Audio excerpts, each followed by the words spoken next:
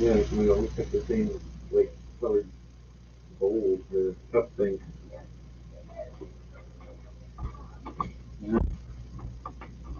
Or fighty fights. Remember fighty fights? Oh, that's right. Mom jumped up because she heard something. Idiot. Huh? That's right. Something on her.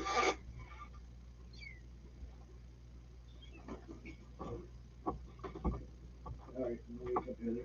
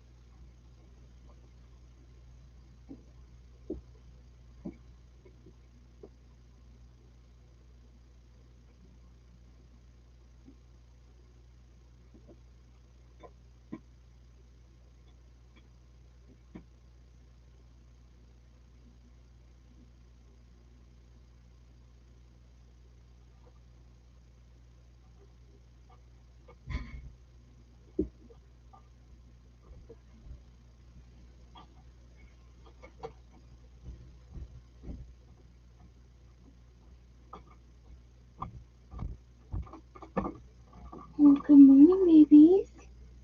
Hi. What are you guys doing over there? Y'all stuck? Hi.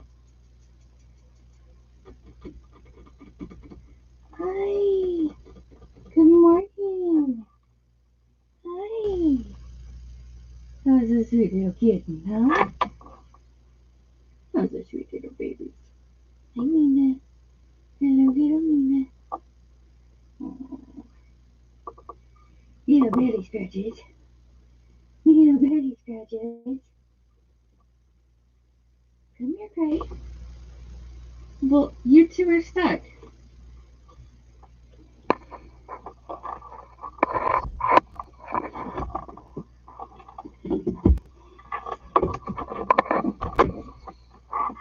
Oh, hey, sweetness. Hi, Mina. Hi, Grace. Hi.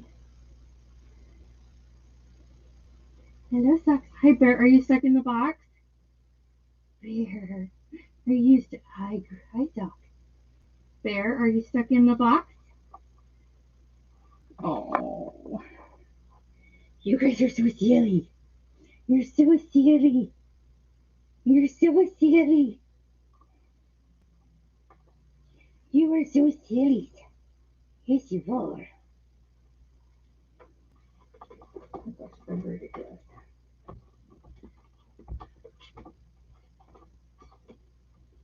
Hi, Mama.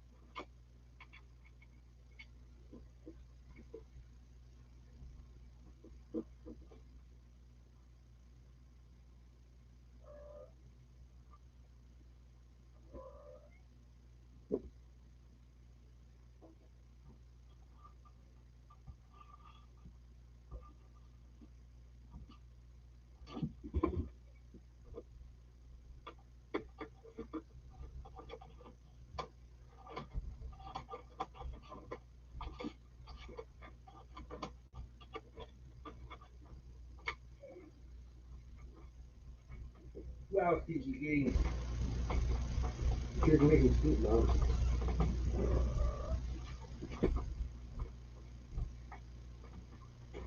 You want like butter something or what? What?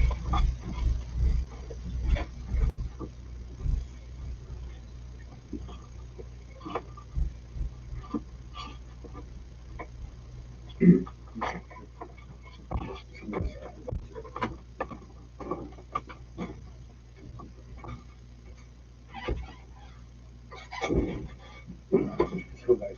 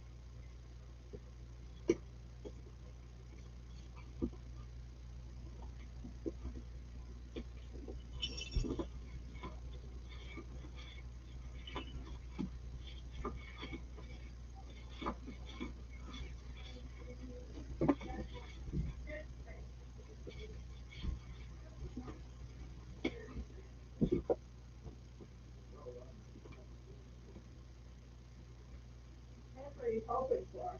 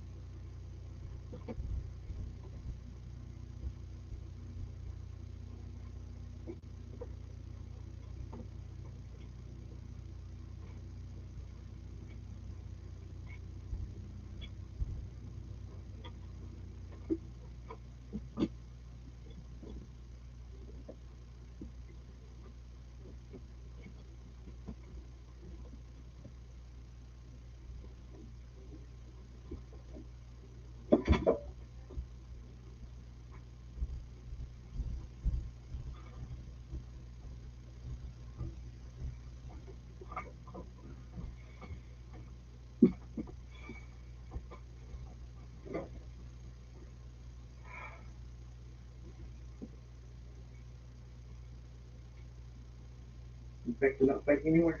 Fine. You're having fun before. What happened? More fighty fights? More fighty fights? Oh, fight fights go. We tired from fight fights, huh?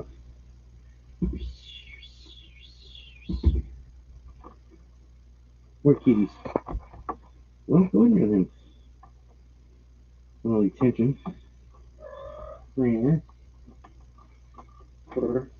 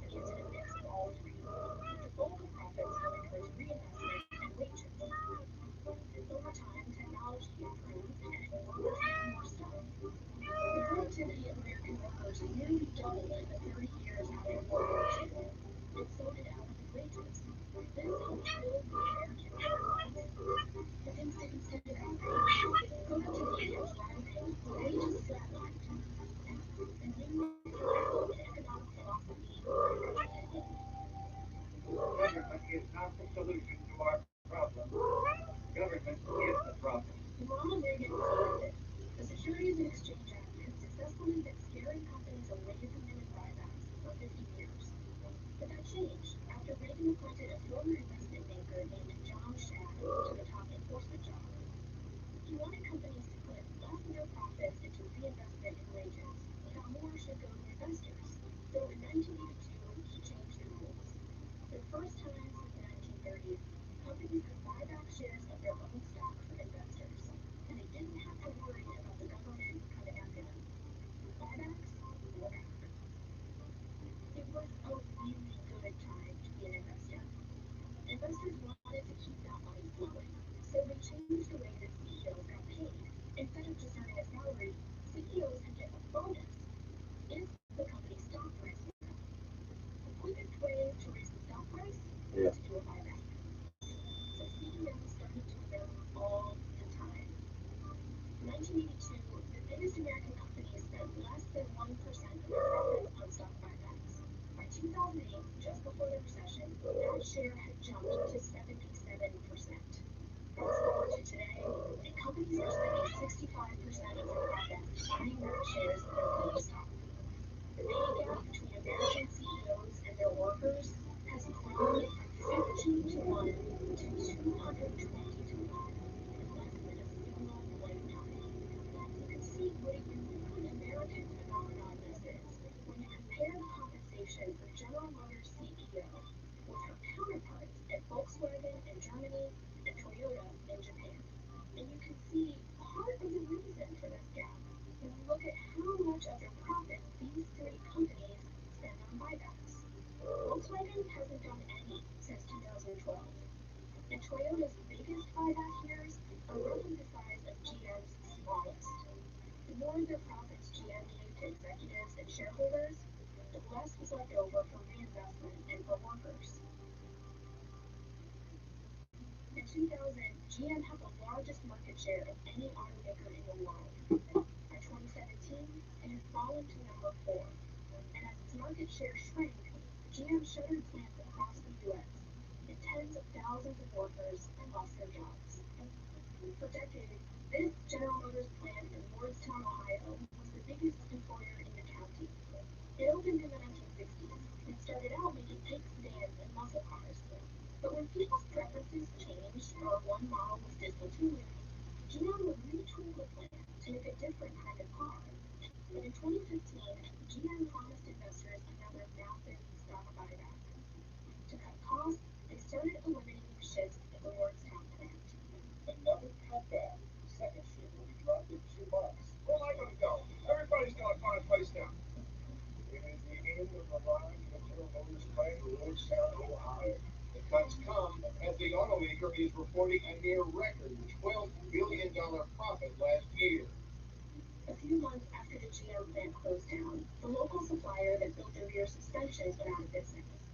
Same with the local factory that built the seats. Plans for a new hospital building in town were put on hold.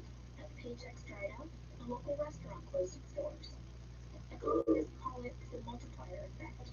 One study predicted that every 4 jobs lost at GM's Lordstown plant would trigger 3 more job losses among suppliers and other local businesses. That's why laid-off auto workers aren't the only ones in Lordstown who understand the effects of GM's choices. So do teachers. There were some girls who just changed. This is all tremendous upheaval for them. When you look around, like around Lordstown, there's a lot of farming. But General Motors is pretty much the town. There was a time where the budget was made up mostly of General Motors. To lose that revenue from General Motors, that's going to be really tough to raise. I had this continued for working on a Saturday because when this sudden happened, it actually worked. A year before GM shut down the Lordstown plant, President Trump and Republicans in Congress lowered the corporate tax rate from 37% to 21%. Those who supported the cuts predicted that corporations would reinvest those tax savings, and workers would benefit the most. No. The vast majority of businesses are going to do just what we say. Reinvest in their workers, reinvest in their factories, pay people more money. For businesses pay less in taxes, they reinvest that money into their companies. But according to the nonpartisan Congressional Research Service, that's not what happened. The CRS studied the effects of the new tax law a year and a half after it passed, and they found very little growth in wage rates among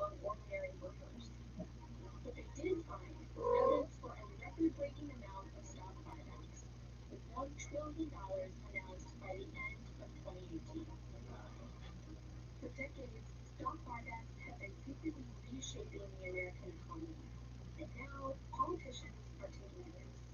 Republican Senator Marco Rubio has suggested giving extra tax breaks to companies that reinvest their profits instead of doing buybacks. Democratic Senators Elizabeth Warren and Bernie Sanders have called for getting rid of the Reagan-era rule that protects companies when they do buybacks. They want to make it easier for the SEC to investigate them in the hopes that these companies will once again be too scared to do buybacks, just like they were in the 1930s. Warren is also calling for a new rule that will give workers mandatory seats on corporate boards. That way, they have a chance to vote on those big bonuses that CEOs get when company stock price goes up. That's how German companies have done things for decades, and buybacks there are way less common. But in America, we have a long history.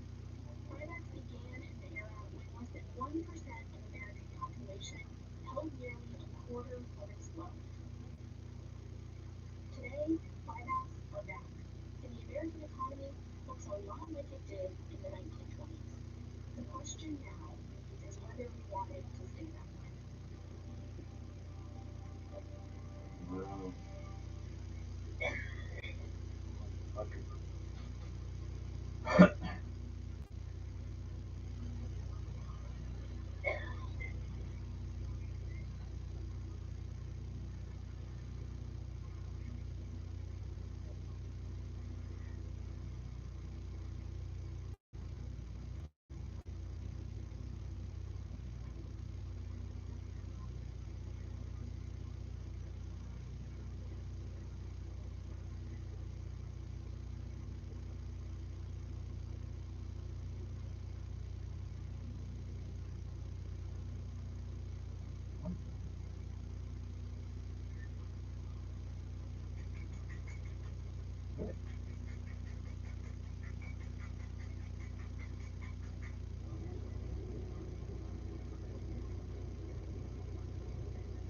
On Earth Day 2019, Google posted this video that addresses Radically addressing climate change in the next decade.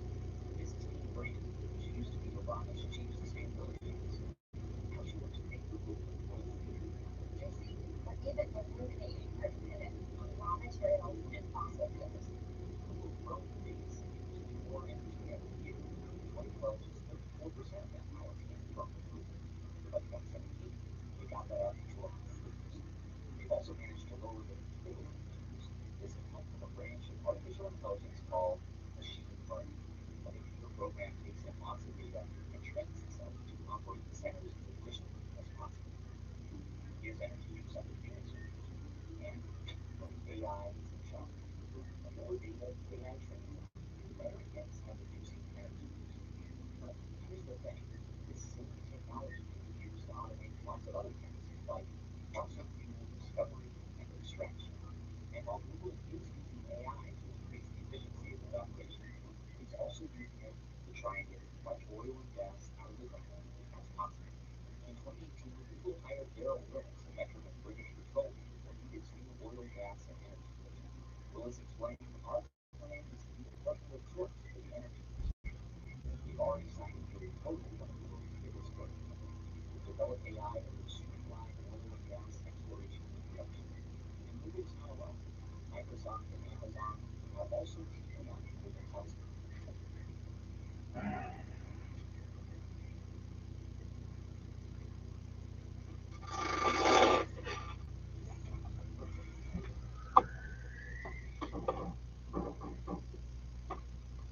Okay, next receiver. Stay. Stay. Stay. Okay. There you go. A single time. Stay.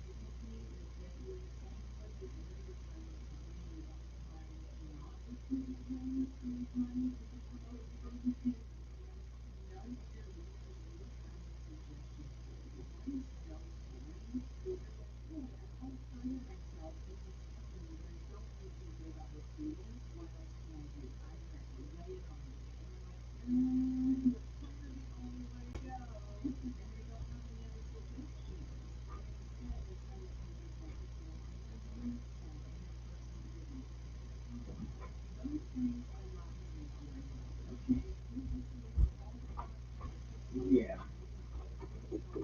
No, you're fucking your ass out so you eat. I'm gonna run up to you. Oh, finished. Oh, shit.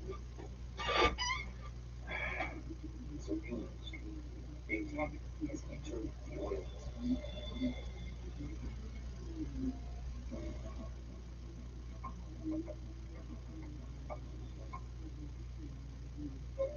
On June 15, 1957, citizens of Tulsa, Oklahoma liberated a rather odd time capsule, a brand new Plymouth Belvedere. Sealed inside, among the memory plates and ashtrays, t-shirts, and books that captured the spirit of the times, was a 16-millimeter film. It showed a Martian visiting the United States and learning that oil and competition made the nation prosper. Also included in the capsule were gasoline and motor oil. In 1957, it seemed like a very real possibility that these products might be around. 50 years, Belvedere was scheduled to be discontinued. Newspapers around the country were reporting that America's oil production would soon fall off. And as that cartoon Martian, discoveries and industries grew ahead. Only one well designed to find any oil at all, and only one almost 1,000 makes a major discovery. Oil has always been really hard to find.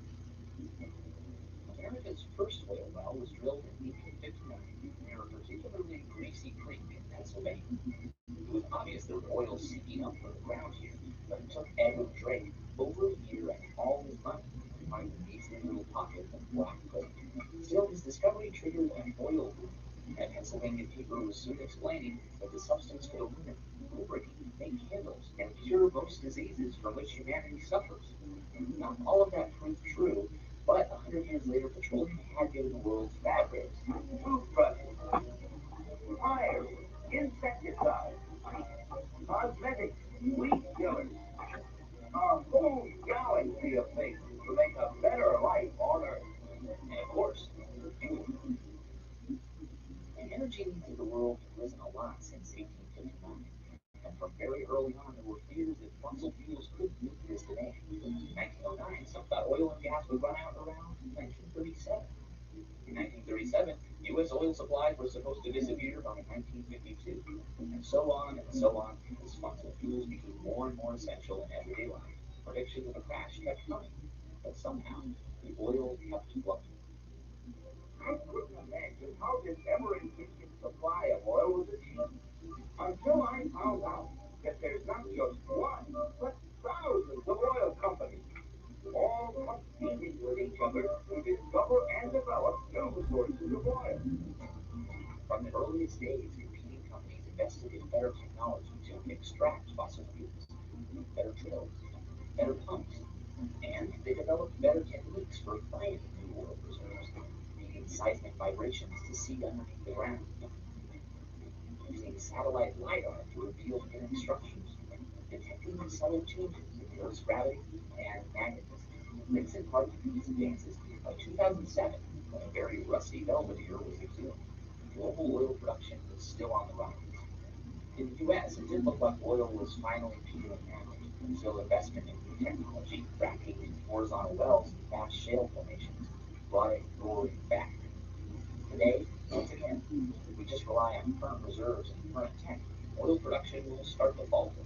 But if new technology lets us squeeze more out of the reserves we already have and find new sources of oil, we'll be able to meet the growing demand. It's just a matter of planting technological. Of course, there's a problem with using fossil fuels to meet the world's energy needs: climate change. Oil, gas, and coal are a time capsule of a different sort, seeing the ancient carbon deep below the earth. When humans open that time capsule and burn those fossil fuels, carbon re-enters the atmosphere as a greenhouse gas, CO2. Since 1859, CO2 levels have shot up, and so has the planet's temperature. If we keep going like this, if we burn all the fossil fuels we currently have access to, models suggest that the Earth can warm somewhere between 6.4 and 9.5 degrees. And so climate activists say there's only one thing to do.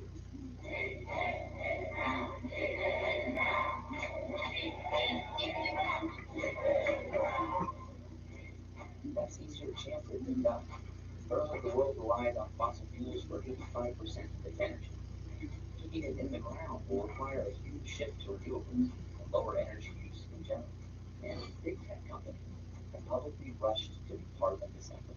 Sustainability has been a core value since our founding. There have been pockets of sustainability living within Amazon's business since the very beginning. One of the problems we can help solve is energy consumption. We can invent our way out of this problem. Innovation is the key to solving the problem. We can put artificial intelligence and digital technology to use to help our customers in every part of the economy become more sustainable Here you go. themselves. You get like this.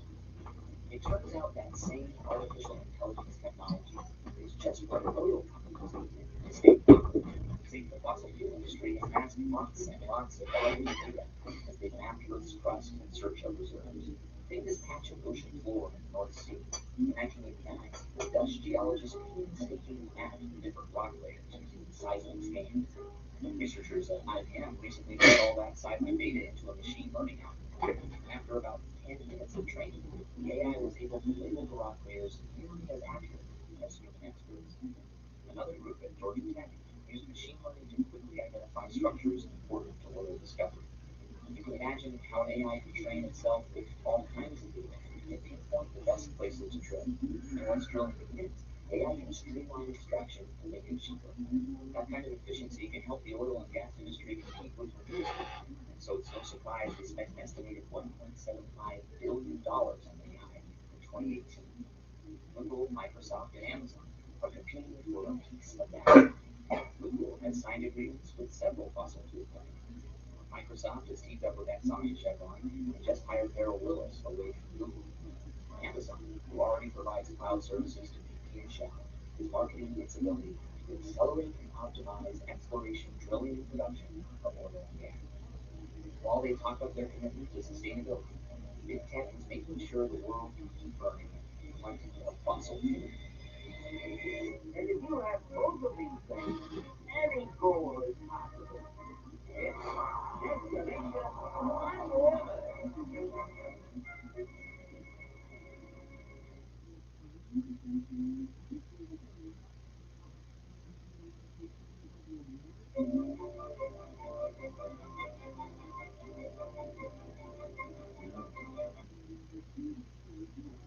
If you upload a photo into Google's reverse image search, it'll find websites where that picture has appeared or provide visually similar images that have the same coloring and composition.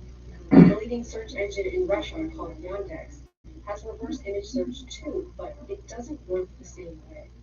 It's not looking for visually similar images, it's looking for similar faces, the same face. The difference between these search engines is that Google hasn't switched on facial recognition and Yandex has. On Google, you can enter a name and look for a face, but on Yandex, you can enter a face and look for a name. And that distinction represents a potentially enormous shift in our offline lives, where we usually decide who we introduce ourselves to. Now that computer scientists have created tools that can turn faces into name tags, it's worth reflecting on how we got here and what we stand to lose.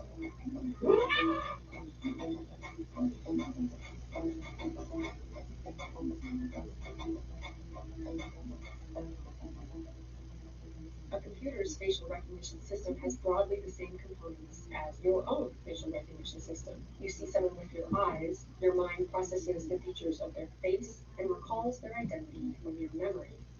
Now imagine if you could have eyes in lots of places and you could download and store memories from other people. Then you have something more like the automated version of facial recognition, which has only come together in the past 5 years or so. Its eyes are digital cameras, revolutionary machines that turn light into data. The state-of-the-art digital lock records images on memory chips instead of photographic film. Digital imagery arose in the early 2000s, which coincided with the arrival of the social internet. So right when we were able to take an unlimited number of pictures, Facebook, Flickr, YouTube, and other sites told us that our images had a home online. 100 million photos are being tagged every day on Facebook. Professional photography also went up on websites, news articles, and photo libraries, and Google's web crawlers gathered them into image search. And then the computer vision researchers went to work. The millions of digital photos posted to the internet, like the Facebook pictures where we tagged our friends, or the Google image results of celebrities, they were used to build the mind of facial recognition systems. That mind is made up of a series of algorithms. They locate faces in an image, map facial features to correct for head rotation, and then take over 100 measurements that define that individual face. Those measurements are usually described as the distance between eyes, the length of the nose, the width of the mouth. But the truth is, nobody knows exactly what's being measured. That's determined by a deep learning algorithm looking for correlations in raw pixel data. To train that algorithm, engineers give it sets of triplets. An anchor photo, another photo of the same person, and a photo of a different person. The algorithm is tasked with deciding what to measure so that the statistical difference between the two matching photos is as small as possible, while the distance between the non-matching photos is as large as possible. These algorithms are refined from millions of examples, but they still don't perform equally well on all types of people or all types of photos. That hasn't stopped them from being packaged and distributed as ready-to-use software. But whoever uses that software won't be able to identify you until you're in their database of known faces. That's the memory of the system, and it's separate from the training images. In the case of the iPhone's Face ID, it's a database of one. You volunteer to store your face on your device in exchange for easily unlocking your phone. Companies like Facebook and Google also keep databases of their users. But it's governments that typically have access to the largest databases of names and faces. So facial recognition significantly expands the power of the state. They collected these images for other reasons, and now they're repurposing them for facial recognition without telling us or obtaining our consent, which is why several US cities have banned government use of facial recognition. In the private sector, retail stores, banks, and stadiums can create or buy watch lists of known shoplifters, valued customers, or other persons of interest, so they're notified if one of those people shows up. And then there's another source of labeled photos. Those are the ones we've been labeling ourselves by setting up profiles on social media networks. It's typically against the terms of use to program bots that can download faces and names from sites like LinkedIn, Twitter, or Facebook, but it's doable. And what's at stake is something that most of us take for granted, our ability to move through public spaces anonymously. So we typically think of public and private as being opposites, but is there such thing as having privacy when we're in public? I would like to think so. Evan Selinger is a professor of philosophy who argues that facial recognition is a threat to obscurity, which is the idea that personal information is safer when it's hard to obtain or understand. So we have natural sort of limitations in what we can perceive and what we can hear. Even the human mind has, sort of basic limits in how much information it can store. So one of the things that technologies do is they reduce the transaction costs of being able to find information, being able to store information, being able to share information, and being able to correctly interpret information. And so facial recognition is probably the most obscurity eviscerating technology ever. We don't have to imagine how this could play out. It's already happening with photos from the Russian social media network VK. Eric Tyler, a journalist who covers Europe for Bellingcat, showed me how it works with a random video of Russian soccer fans picking fights in the crowd. There's about 10 or so of the soccer video, and like every single one of them find their profile on LinkedIn. Okay, this guy.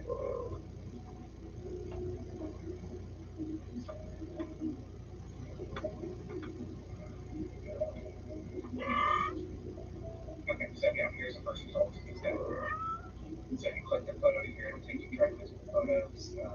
Like here it is. Sorry, I think he's already censored. Yeah, it's pretty censored. Even this is him too. So this is probably like his buddy who uploaded a photo. Yeah, so this is probably this guy. This is his profile. Here's his buddy right here. Yeah, so here he is during a baptism. Probably. And the photos uploaded in not particularly clear or high resolution. No, not at all, right? It's just like 200 by 100. So it is kind of, it does feel weird when you do this, when you have access to more information than you should. That's what it feels like. But also, I'm looking for like 1,000% sure on, and if possible, we maybe don't know the names of people. How you feel about this technology probably depends on how much you sympathize with the person being identified. Bellingcat has used these tools to identify people linked to the attack on flight MH17 in eastern Ukraine. They've also been used to dox police officers accused of brutality, anti-corruption activists protesting against Vladimir Putin, random strangers as part of an art project, and sex workers, porn performers, and others who have posted anonymous photos online. The way that we share our images and our memes on social media, LinkedIn, Twitter, Instagram, it seems to suggest that we don't want to be observed, not really looking to be anonymous. Are we allowed to like and share and connect with other people online and still be able to expect not to be recognized when we're offline in our regular lives? I would say absolutely. In fact, I would go further. If we ever create a society where that's not a reasonable expectation, a lot of the things that are fundamental to being a human being are really going to be compromised. Having any individuality requires experimenting in life, and experimenting requires the protection of obscurity. But also, intimacy requires obscurity, right? If you want to be able to share different parts of your life with different people, and I think most of us do, right? We don't want to come into work and behave the same way we do with our friends. We don't want to treat our partners in the same way we do acquaintances. And the concern when you lose too much obscurity is that these domains bleed into one another and create what's called context collapse. And it doesn't mean that one is more real or one is more authentic. Leading a rich life requires us to be able to express ourselves in these diverse ways. The photos we took to share with friends or document history or simply get a government ID have been used to build and operate a technology that strips away the protections that obscurity has always provided us. It's nothing less than a massive bait and switch, one that could change the meaning of the human face forever. Hi, I'm Joss. Hey, I'm Samantha, and we're excited to announce the launch of a new project called Open Source from Recode by Box. For the next year, we're going to be writing articles and making videos about the hidden consequences of technology to help you make informed decisions. And we would love for you to contribute to our reporting by joining the Open Source Reporting Network. We want to know what questions you have about the technology that you use every day. What do you want to know about how your data is being used? Please go to box.com/open source network to submit your questions and ideas. We can't wait to hear what you're curious about.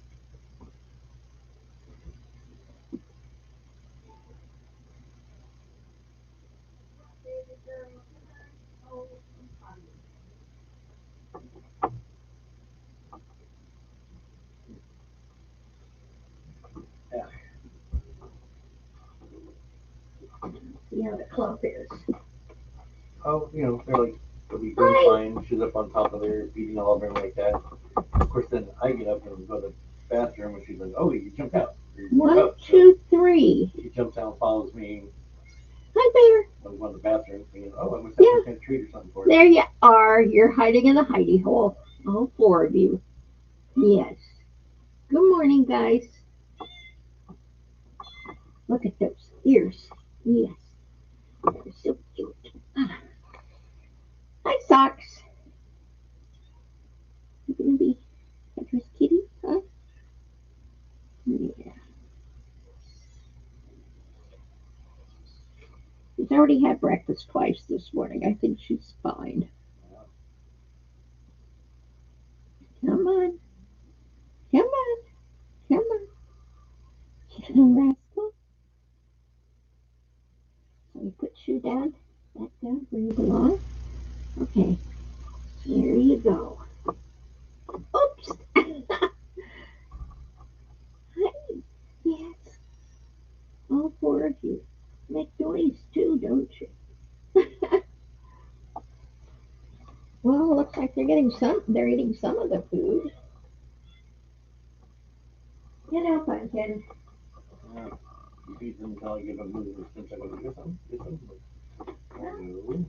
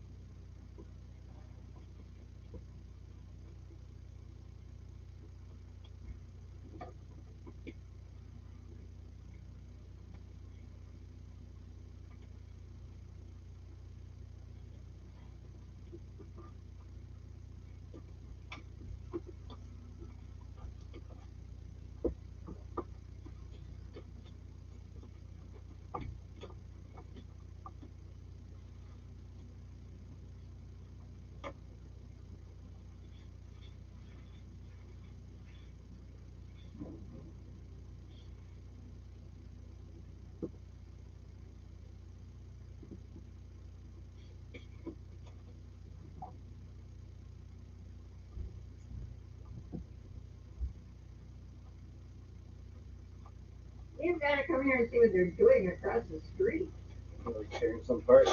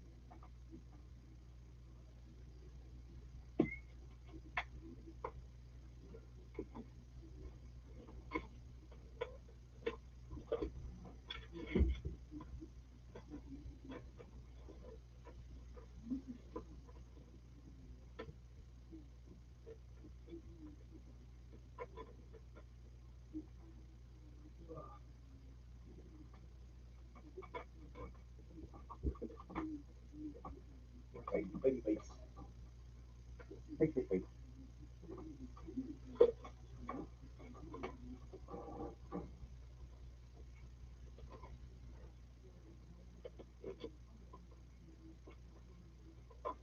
Baby face. Your face. Your face. Face, your face. Your face, face, face.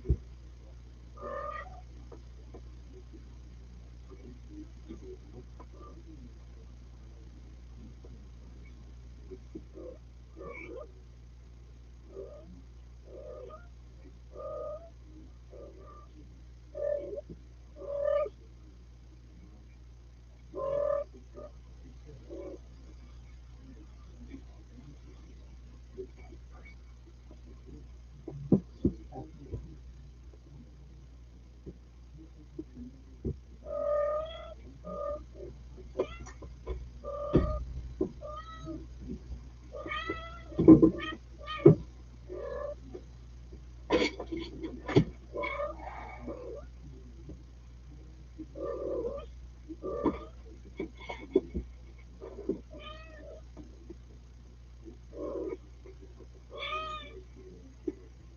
damn, Katie, so poop in. Jeez.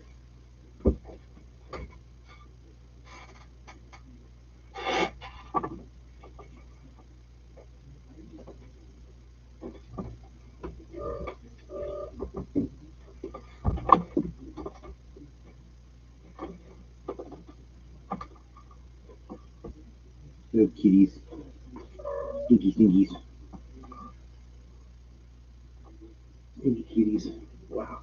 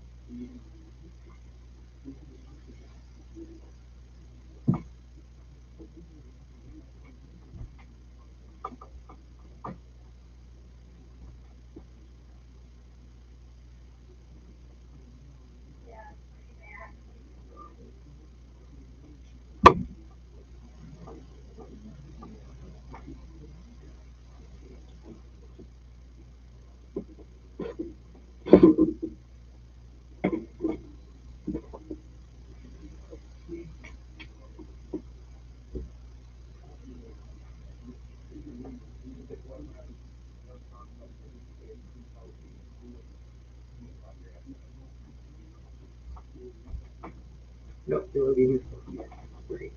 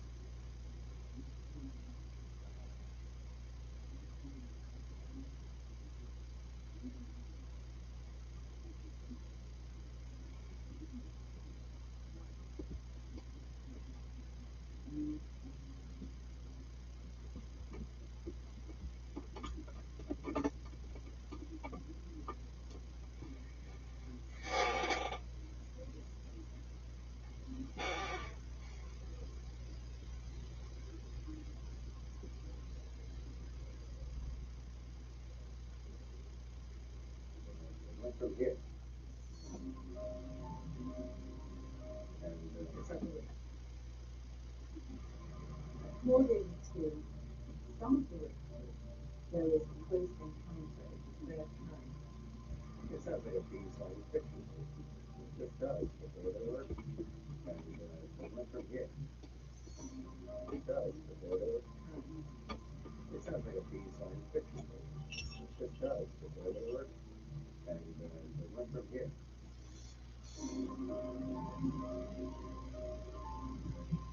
These stories are some of the strangest experiences ever described in the UK. We can't tell if they're true, but they are all recounted by ordinary people. Now they are your witnesses.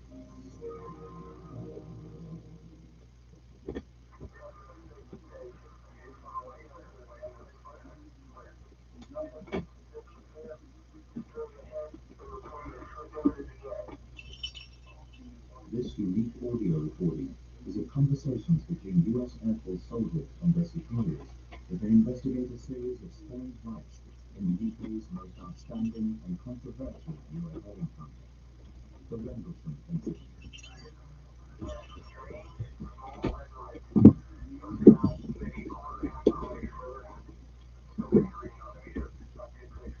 Over 3 nights, up to 40 US Air Force personnel from bases in Suffolk saw strange lights nearby.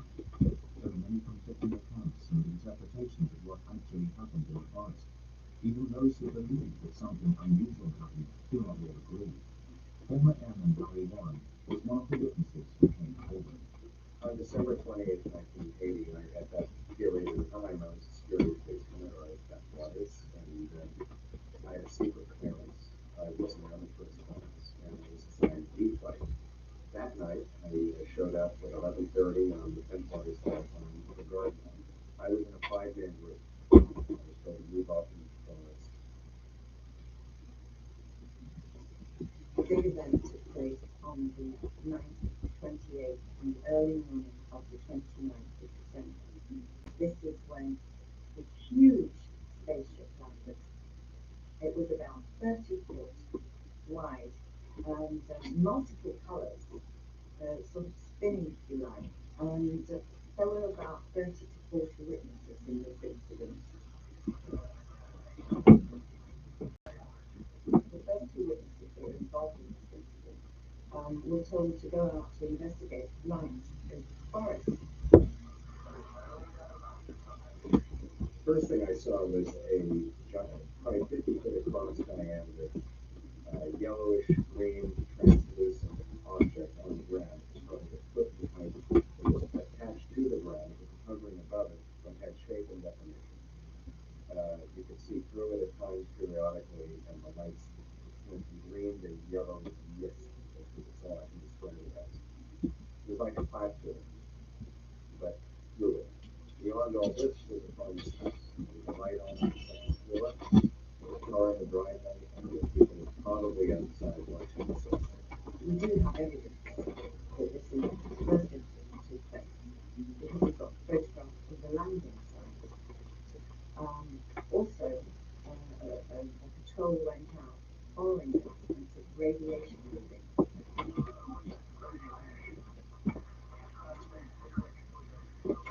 the 29th of December, 2 days after the original sighting, the soldiers took radiation readings and planted cameras in the area to see if they could make some sort of sense of the situation.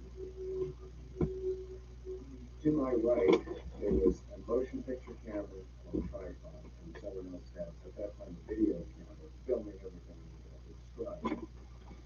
That night, Larry Warren claims he witnessed alien life forms. The face of the explosion tonight was this triangular structured object that had like a rainbow effect on it. It had boxes and pipes, but things on its surface. It was very heavy, it was very cold. I had this feeling it was cold thing, I don't know why. Time seemed to be at half speed. I was looking at this as a rationally normal person. I hadn't kind of affected me. Again, there was no heat.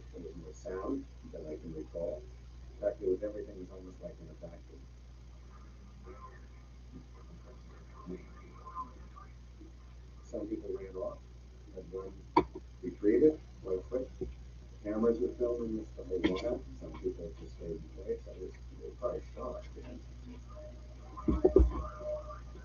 The man in charge of the patrol was Lieutenant Colonel Charles Hill. Larry Warren remembers the encounter his team had in the forest, as recorded on the U.S. Air Force tape.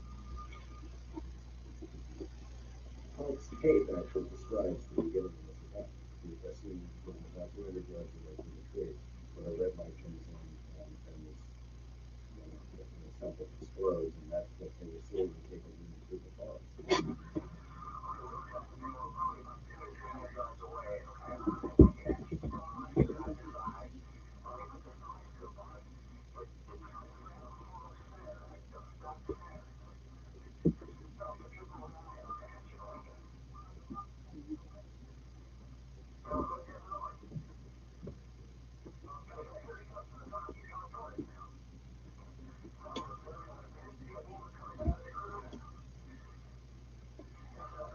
This light came around this blind side of the object. Never saw the back of it. I couldn't move from the lens. And inside the light was this, the light diminished in brightness. It was a foot off the ground, and we were it was only described as children at that time. I wasn't the only one that did it. Some other people said I thought these were children. And they had 4.5 feet tall, above the ground, very bright, translucent up front. You couldn't see the lower extremities, but you could clearly see the face, and it wasn't human. But it seemed like it was either a projection or it was separate from us or it was protected from us. But it was alive. There's no doubt in my mind that these things moved the upper extremities. There was a noise behind us at one point. The arms on one of these three beams raised, almost like this, defensive posture. It had some kind of a curtain around its belt, all three of them. I think it sounds like a B science fiction movie. It just does, but there they were. There's nothing here at all.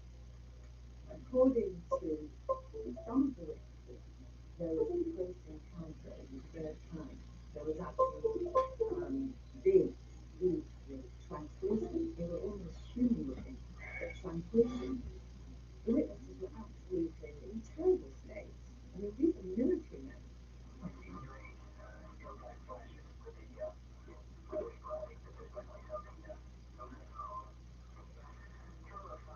We approach these things. I looked for misstatements over the years for communication with sign language and all this, like wasn't the movies. It wasn't. It was definitely a visual standoff. A very uncomfortable one so far with this phenomenon.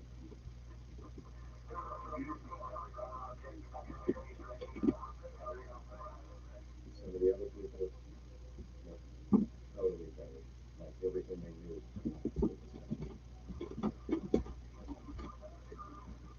We were called off by their ship supervisor back to the station there.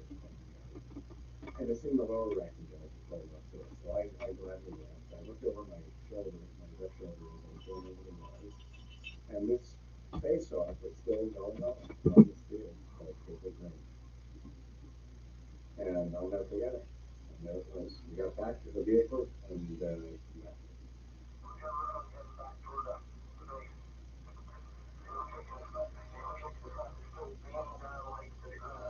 The witnesses were believed. They made statements.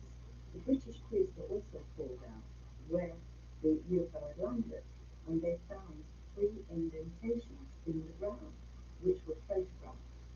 And remarkably, in 1983, they were sent a copy of a memorandum that was written by Lieutenant Colonel Charles Hull, the very person who went out there with the patrol and investigated this case. But for many years, the truth behind Britain's equivalent to Roswell remained surrounded in secrecy, closely guarded by both. According to We can't tell if they are your witnesses.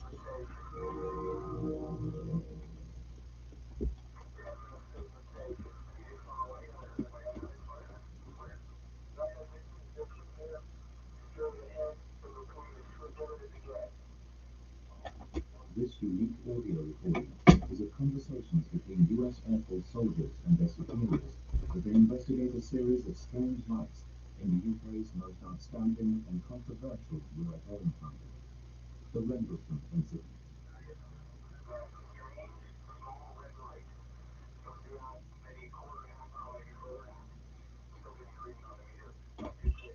Over 3 nights, up to 40 U.S. Air Force personnel from bases in Suffolk saw strange lights nearby. There are many conflicting accounts and interpretations of what actually happened in the forest. Even those who believe that something unusual happened do not all agree. Former Airman Larry Warren was one of the witnesses who came forward. On December 28, 1980, at that period in time, I was a security police from Manila.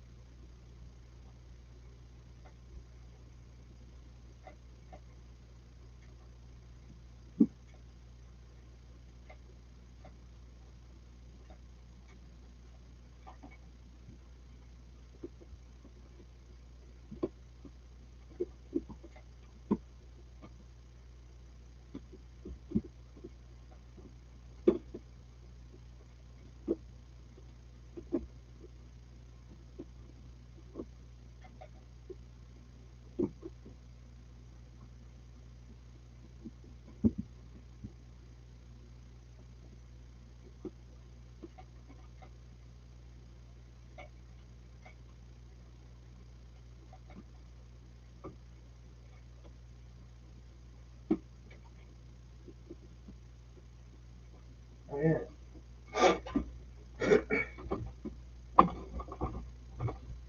I can stay out here. Jump every time I go to the bathroom. See? Sure.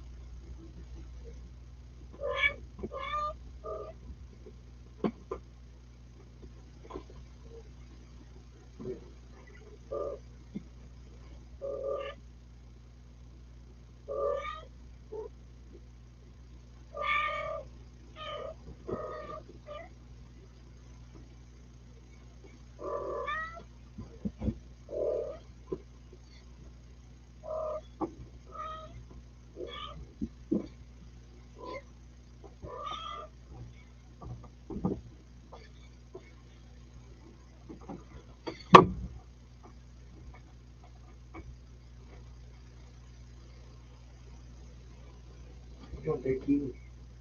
Oh, she ran out there, didn't she? Where the kitty go?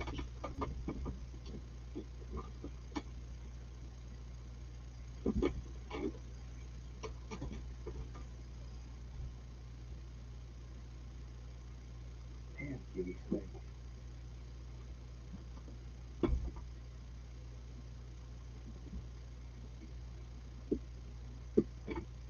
I'm Ben Meiselas from the Midas Touch Network. Democrats in the House of Representatives are calling for transparency. They want cameras in the federal court proceedings in connection with the criminal case against Donald Trump for his criminal conduct relating to the 2020 election and the January 6th insurrection led by Democratic Congressmember Adam Schiff. These House Democrats are calling for transparency because they say, and of course I agree, it will be crucial in the trials of the United States v. Donald Trump, where Donald Trump has threatened and attacked the foundation of our democracy. Here is the post that Democratic Congressmember Adam Schiff made. He says, transparency will be crucial in the trials of the U.S. v. Donald Trump.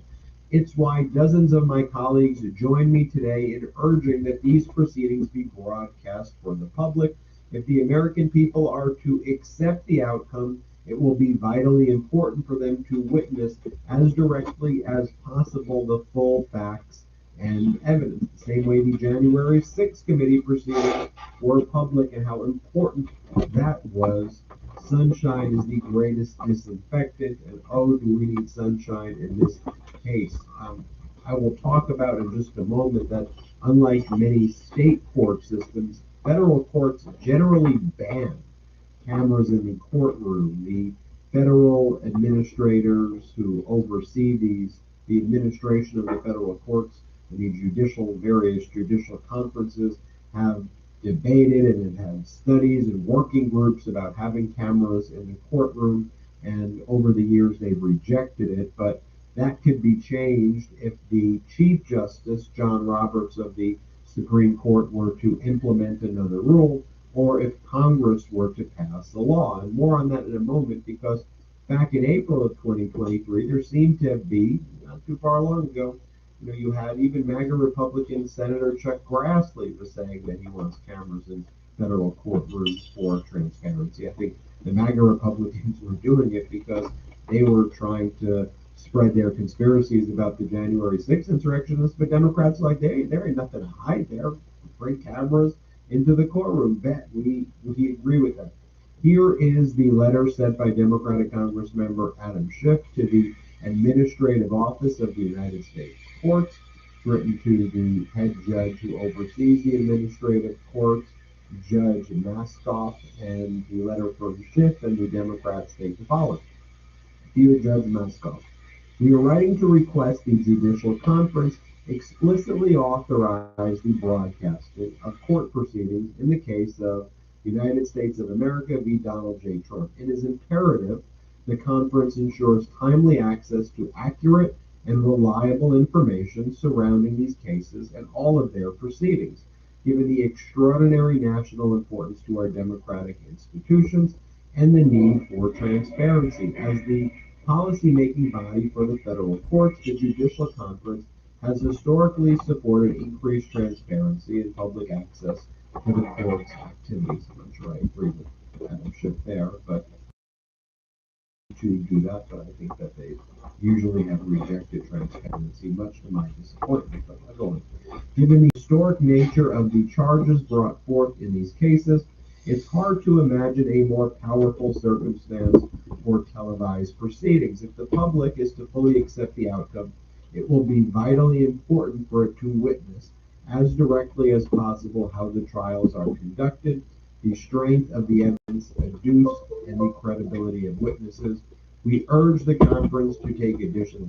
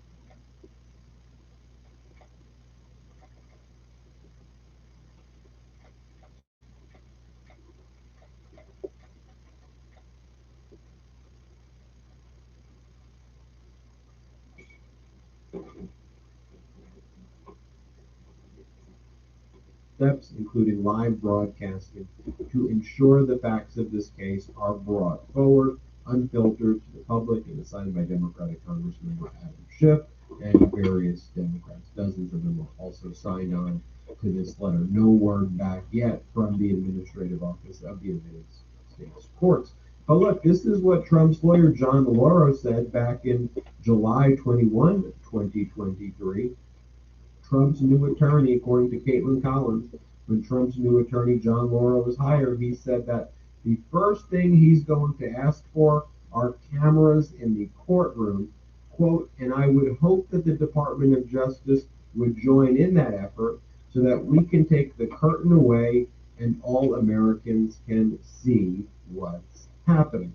But that's just more Donald Trump gaslighting. But Donald Trump's lawyer saying we want cameras in the courtroom, but Donald Trump will ultimately oppose it. Democratic members of Congress saying they want cameras in there. And by the way, I don't think the DOJ is going to have any objection to that. So we will see at the August 28th hearing, it's the next big hearing before federal judge Chutkan, whether or not the Department of Justice will say, hey, we're okay with cameras in the courtroom. Now, this would be a deviation from the historical policies regarding cameras in courts. Electronic media coverage of criminal proceedings in federal courts has been expressly prohibited under Federal Rule of Criminal Procedure 53 since the criminal rules were adopted in 1946.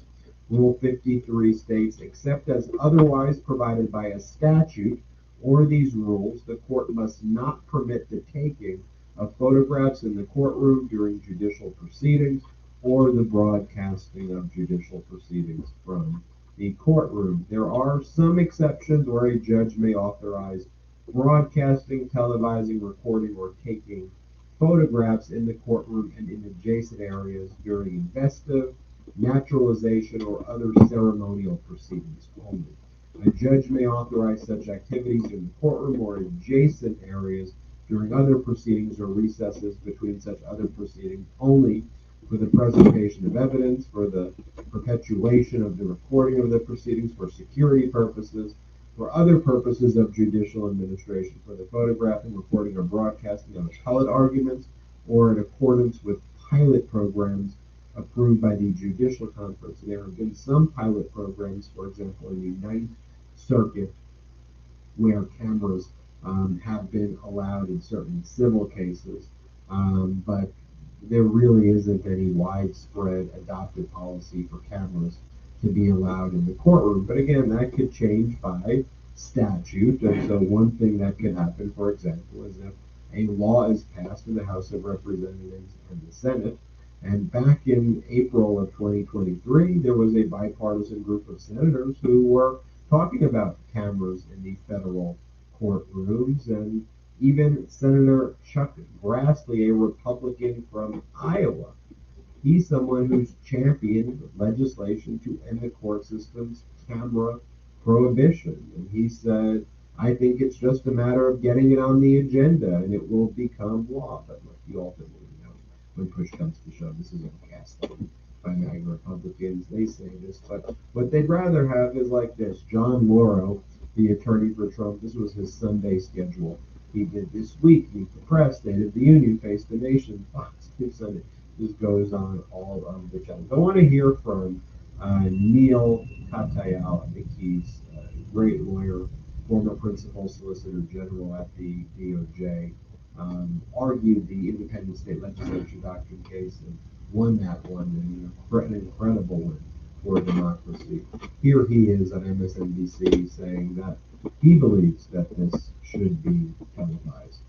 The other thing is that this case, United States versus Trump, is really different than anything else. I mean, this is one of the defining cases of American history, not just in our lifetimes. It's obviously the most important case in our lifetimes, but in American history. And so I do think, it's possible to think of this case operating a little differently than other cases.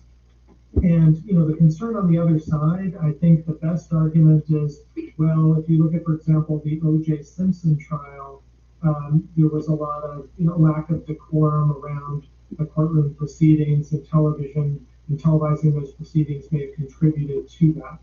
I think there's two fundamental differences. One is, again, this is not some athlete charged with crime of violence. This is the President of the United States, as the President of the United States being charged for behavior while president, being charged with basically trying to launch a coup to keep himself in power. It goes to the essence of what our democracy is. The second is, don't underestimate Donald Trump's ability to try and, say stuff outside of court and his, from his party and his lawyers and so many others, all of which can undermine the decorum anyway. The best check on that, this is something one of our greatest justices, Louis Brandeis, said, sunlight is the best disinfectant. Let the American people see this trial for themselves day in and day out and make their own determinations. We shouldn't be, relegated to secondhand descriptions and some courtroom sketches of what's going on in that courtroom. Here is the former Director of Office of Public Affairs at the Department of Justice, Anthony Cooley. He believes, of course, there should be a bright light of transparency on cases like this. You believe this trial should be televised. Why? I do. I think the bright light of transparency is the best disinfectant against misinformation. And there are one or two ways to do this, Jonathan. The first is that the Judicial Conference of the United States, that's the policy-making body of federal judges, they can change the rules. They meet semi-annually. The next meeting is in September. It should be on the top of the list. The second way to do it is via an act of Congress. And so if the Judicial Conference doesn't take that action, my hope is that Congress does. And Neil wrote an amazing op-ed about this in the Washington Post on Thursday. Neil, the only bone I have to pick with your op-ed is that I didn't write it first. But other than that, it's so look, we here at the Midas Touch Network, we'll use ours. But other than that, the bone I have to pick with your op-ed is that I didn't write it first. But other than that, it's so look, we here at the Midas Touch Network, we'll use our bully pulpit to call for transparency and to have cameras in the courtroom. I'd love for our cameras at the Midas Touch Network to be there in the courtroom. But look, do you think Donald Trump's really going to request it when push comes to shove? I doubt it. But his lawyers want it. I'd like the Department of Justice to meet and confer with Trump's lawyers and ask the judge of the August 28th hearing, hey, Trump's lawyers say they want cameras. We're good with cameras. Let's do it. Calls bluff. Jack Smith calls bluff. I'm Ben Mycelis from the Midas Touch Network. Hit subscribe. We're on our way to 1.5 million subscribers thanks to your support. Go to MidasTouch.com, number one pro-democracy site out there right now. MidasTouch.com, MeidasTouch.com. Wherever audio podcasts are available, subscribe to the Midas Touch podcast. Have a great day. Hey, Midas Mighty. Love this report? Continue the conversation by following us on Instagram, @MidasTouch. The GOP had a doozy of a weekend, and that includes Lindsey Graham, who felt the need to address its fallout with Donald Trump. People ask, what happened with you and Trump? I said, well, we beat you like a drum, and I acknowledge that you did. He sort of liked hearing that, but we found something common. I've come to like him, and he likes him, and that gets us through 18 holes of golf. Yeah, that really sounds thoughtful. Welcome to TYT Overruled. I am your host, Adrian Lawrence. The GOP appears to be on the struggle bus a bit lately. For example, this weekend in his home state of Kentucky, Senate Minority Leader Mitch McConnell got a bold bipartisan helping of calls for him to retire.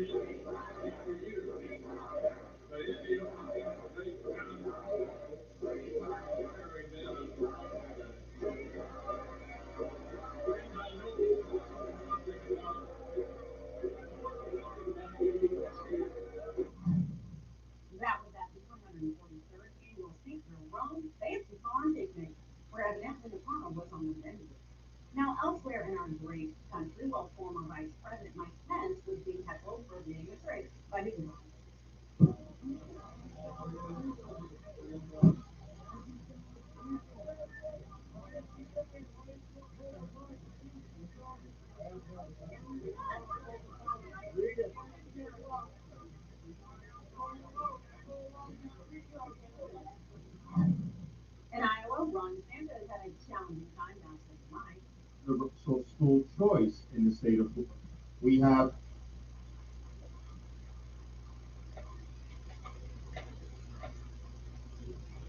Terrence Jones Wright, in the state of Florida. Terrence.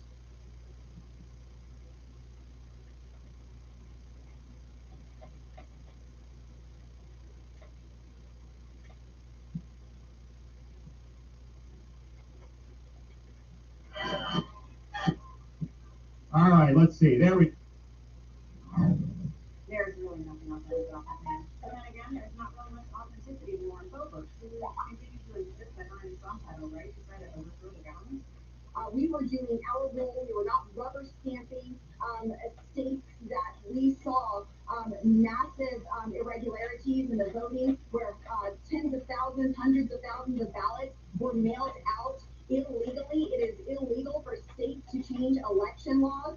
That is something, or excuse me, for the federal government to change election laws, or secretaries of state, or rogue judges. It is up to the state legislature, and that did not happen. And so we objected to several states who did exactly that. They changed their state election law, and the Constitution says it's the state legislature that changes those. And that is why we objected. There was nothing illegal, certainly nothing for President Trump to be indicted over. But now I hope he uses this indictment to go to each and every state that we had in question and finally fix our elections and secure them once and for all. She sure seems to be using a lot of weed there, and given that Trump is under indictment and facing conspiracy charges, I would probably recommend that Lawrence tones down a bit. But then again, it's my fault. You let me know yours in the comments below. Those like and follow button.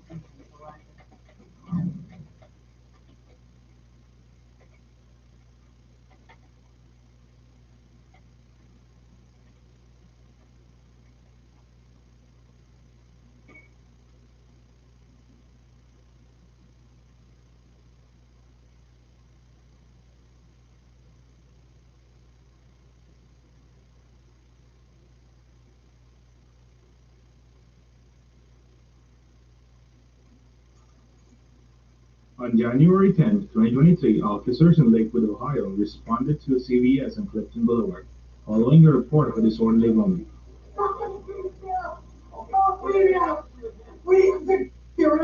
He cannot touch me like that anymore. He cannot touch me anymore. He cannot touch me anymore. Oh, no. No. Please don't hit me anymore. Please don't hit me. Please don't hit me. Please don't hit me. They stole my keys to my house.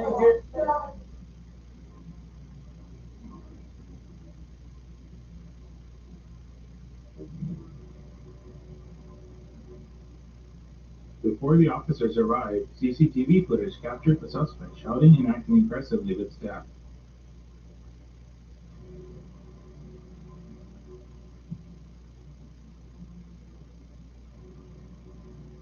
The woman was witnessed yelling at the staff inside the CVS store and throwing items at the manager.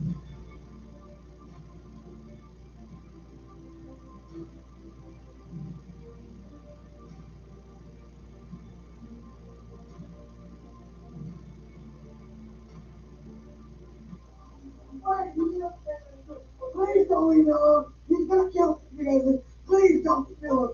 Please don't leave me alone. What's the address on one block? 131312. I'm a servant. I live there alone. I got my ass beat on the way home. I don't need any help from you. I am upset. I have a right to be. Someone put their hands on me. When I look there for you, when I look there for him, when I look there for him. No, it's not okay. It's not okay. Stop. No, nobody cares about me. I have no fault. Nobody knows who I am. Please leave me alone. Nobody cares. You don't care. You only care because I'm gonna beat the shit out of you. I don't want any. What's your name? Chocolate. They harm me. Why don't you care about that? Why don't you care about that? Why don't we care about this? Stop looking at us.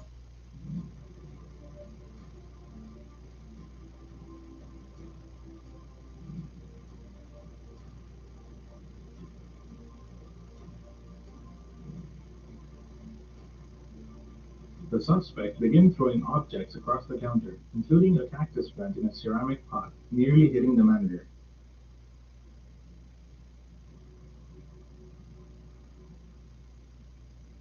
After throwing the ceramic pot, the suspect stayed inside the store yelling and threatening staff.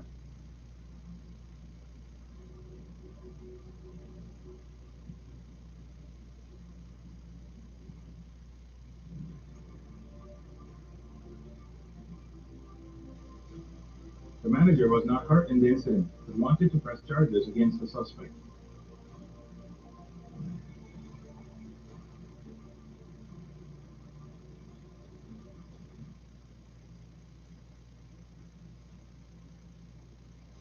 What's going on? I was on my way upstairs. She called me on the thing. I come downstairs. I just hear somebody yelling and screaming. I guess she came in and told my other coworker she wanted an office, but she was throwing stuff at her. She just threw one of these files. It broke on her back here. She broke this. Okay. Tossing around. Did she hit her with anything? Yeah, she hit her. She hit my colleague. Yeah. Yeah, she hit her with this.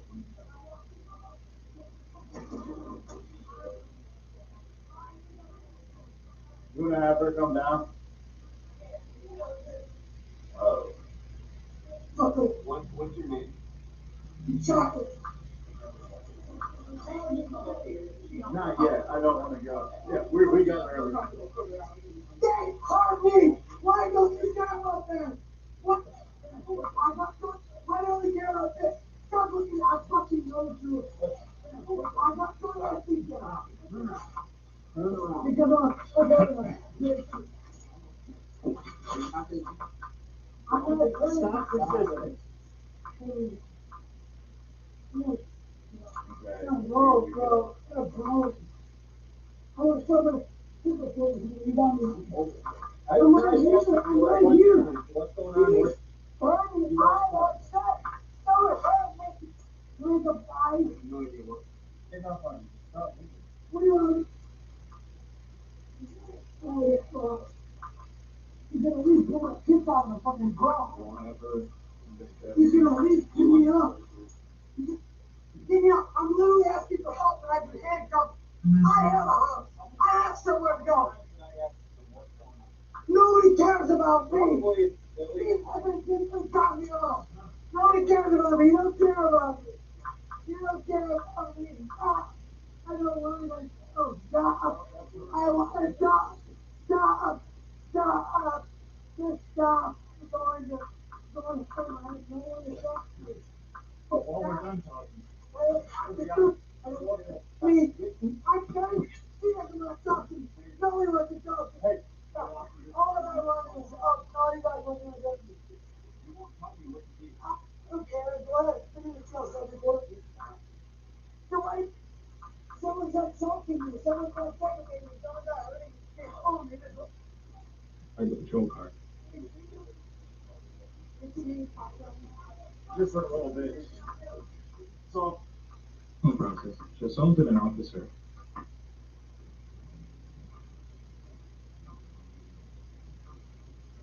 The suspect was charged with criminal damaging or endangering, disorderly conduct, assault on a police officer, and harassment by a